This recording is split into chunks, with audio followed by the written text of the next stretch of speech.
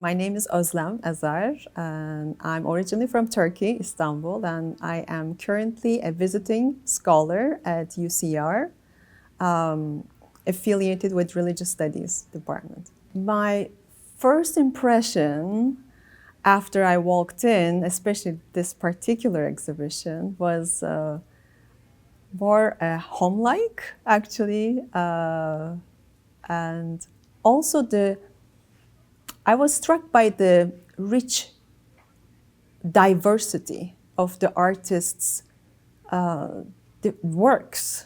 So I find that as a very bold venture or maybe adventure for an artist to try different things. The artwork that struck me most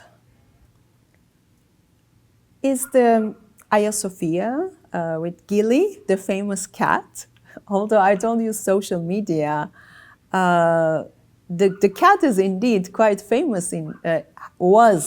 I know the cat is no longer alive, but so the cat city, Istanbul, is known as this, the city of cats, stray cats, and to use the cat, the famous cat, in a really old and one of the most visited religious sites, which used to be a museum, which is Hagia Sophia, is a very interesting idea. I see it as a contrast. There is a contrast between the animal, using an animal, quite vulnerable, temporary being, as opposed to centuries-long, really grandiose space. So I like that contrast, actually. That was very striking. And also it made me feel like home, as I said, even though I'm in Riverside. It's almost like an out of context feeling, but I don't use it in a negative sense when I say that, out of context.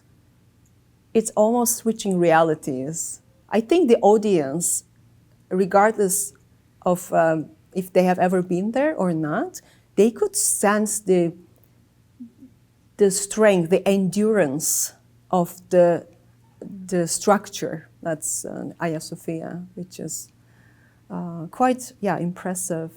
And then you have the cat, small cat.